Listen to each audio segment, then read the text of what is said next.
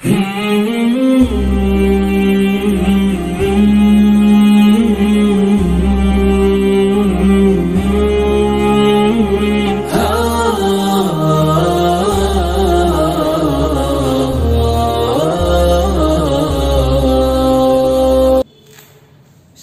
Assalamualaikum warahmatullahi wabarakatuh. Waalaikumsalam warahmatullahi wabarakatuh.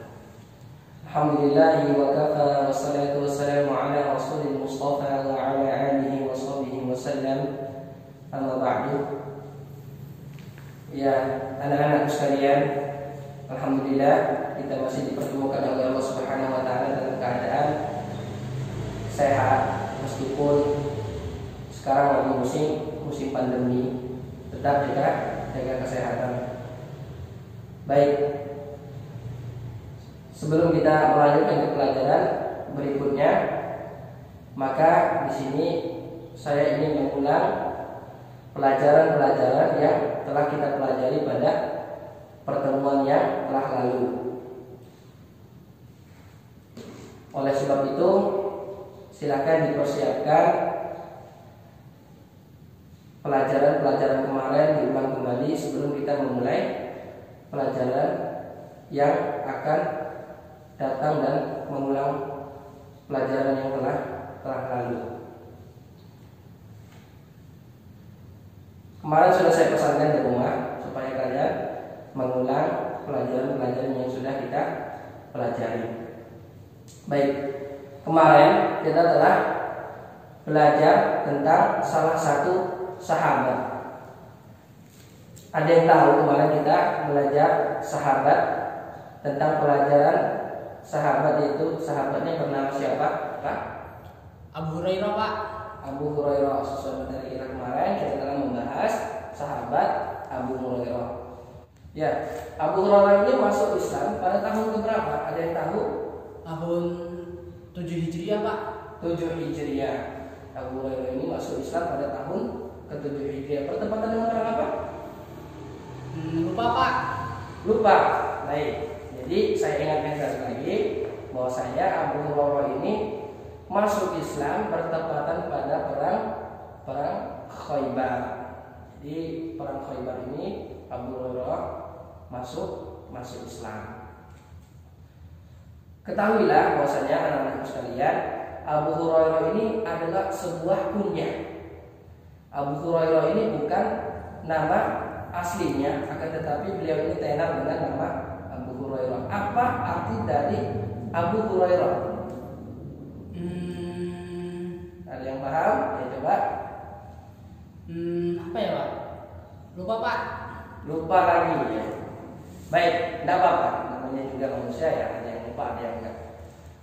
Jadi Abu Hurairah ini nama kunyah ini diambil dari arti, yaitu bapak kucing perempuan. Kenapa bisa demikian?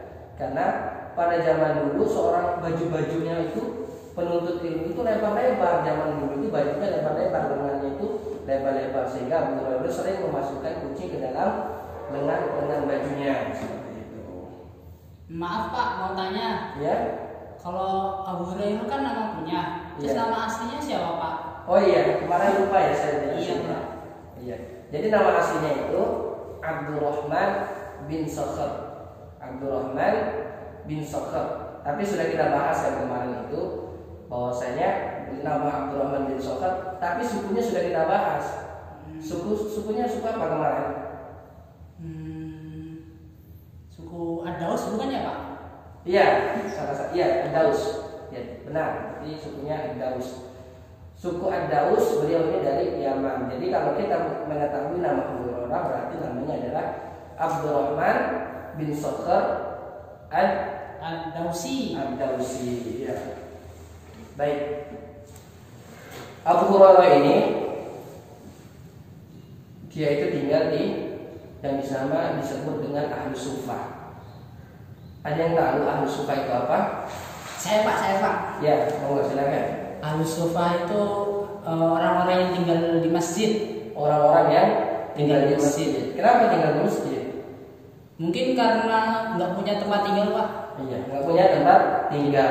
Ya, jadi Ahlus Sufah itu orang yang menetap di masjid karena belum mempunyai tempat tinggal seperti itu. Jadi Abu Hurairah ini salah satu periwayat hadis yang paling banyak, ada 7 sahabat yang paling banyak meriwayatkan hadis. Salah satunya itu Abu Hurairah. Kalau sebutkan selain Abu Hurairah, salah satu dari yang paham saja, ada yang paham minimal 3 saja, tidak lebih. Abu Hurairah sudah, terus Ibnu Umar, terus kalau nggak salah Anas bin Malik, Pak. Iya, Anas bin Malik ya termasuk juga. Terus istri Nabi Aisyah binti Abu Bakar. Iya, baik. Aisyah binti Abu Bakar. Jadi salah satu Abu Hurairah ini adalah salah satu periwayat hadis yang paling banyak. Padahal anak sekalian, Abu Hurairah ini adalah dia itu sangat singkat sekali dengan Nabi. Itu hanya sekitar 2 tahun saja beliau ini bersama Nabi Muhammad SAW. Akan tetapi beliau ini orang yang paling banyak meriwayatkan hadis. Kenapa bisa demikian?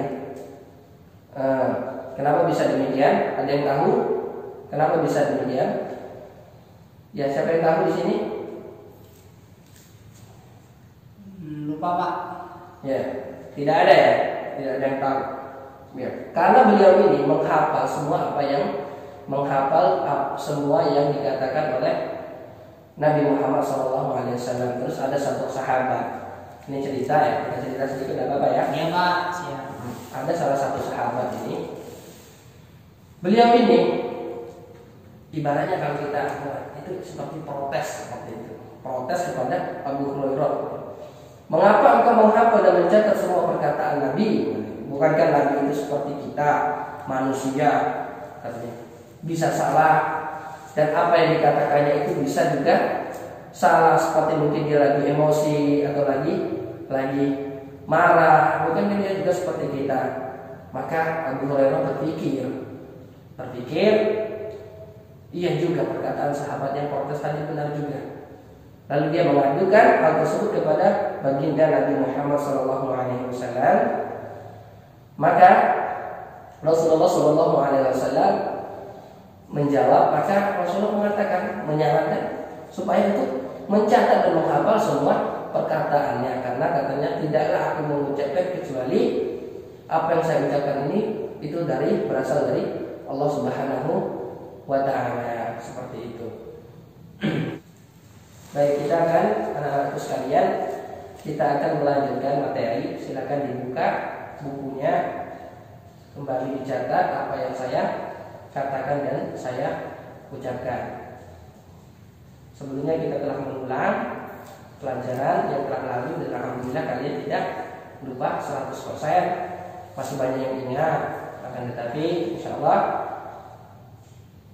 setelah ini kita akan melanjutkan pelajaran berikutnya, yaitu hadis dari Aisyah. Aisyah ini yaitu adalah istri Nabi Muhammad SAW. Sebenarnya istri Nabi itu ada berjumlah 11 orang. Itu istri Nabi yang pernah dinikahi yaitu 11 orang. Salah satunya Aisyah radhiyallahu anha. Aisyah ini juga salah satu periwayat hadis terbanyak. Jadi sudah kita jelaskan, Aisyah ini salah satu periwayat hadis terbanyak. Aisyah ini yaitu adalah putri dari Abu Bakar As-Siddiq. Ayah beliau bernama Abu Bakar As-Siddiq. Beliau ini menikah dengan Nabi Muhammad SAW pada umur 6 tahun. Akan tetapi tinggal bersama Nabi pada umur 9 tahun. Bukan berarti kita boleh menikah pada umur 6 tahun, karena di Indonesia itu ada peraturan umur untuk menikah. Jika kita melanggar, maka itu melanggar peraturan pemerintah. Ini khusus untuk Nabi Muhammad SAW, karena di Indonesia ada peraturannya. Baik, hadisnya jadi kita masuk hadis man amila amalan laisa alaihi amruna fahuwa raddun. Ya. Jadi hadis ini tentang mengadakan perkara yang baru atau yang disebut dengan bid'ah. Bid'ah itu adalah mengadakan sesuatu yang baru dalam urusan agama. Ingat, dalam urusan agama. Contohnya meja ini. Meja ini adalah sesuatu yang baru, akan tetapi disebut bid'ah juga. Iya, ini juga disebut dengan bid'ah. Akan tetapi bid'ah yang diperbolehkan, yang tidak diperbolehkan yaitu bid'ah sesuatu yang baru dalam urusan agama. Contohnya sholat 5 waktu itu sudah ditetapkan, 4 pada sholat zuhur, asar 4, maghrib 3, isya 4, dan subuh juga 2. Akan tetapi digantinya maghrib 4, subuh 3, dengan dalil bahwasanya kalau kita melakukan amalan yang baik, terus kita melakukannya itu banyak, tambah banyak kita lakukan, maka tambah banyak juga pahala yang kita dapat. Maka ini salah. Yang benar ini kenapa salah? Karena dia tidak sesuai dengan yang disyariatkan Nabi Muhammad dan Allah dan Rasulnya tidak mensyariatkan bahwasanya sholat subuh itu 4 rakaat misalnya. Tapi dia, wah ini kan sesuatu yang bagus nih, langsung aja nih sholat subuh 5 rakaat. Katanya dengan dalil bahwa ini sesuatu yang bagus, sesuatu yang bagus, sampai dikerjakan tambah banyak, mungkin juga pahalanya juga makin banyak. Ini yang dimaksud dengan hadis Nabi Muhammad SAW. Barang siapa yang melakukan amalan, dia menganggap itu adalah suatu amalan yang benar, yang tidak ada tuntunannya padahal dari agama Allah, dari Nabi itu tidak ada tuntunannya, maka ini adalah yang dimaksud dengan bid'ah. Maka dia tertolak. Dikatakan di dalam hadis lain, kita sering mendengarnya, ad-bid'atud dolalah.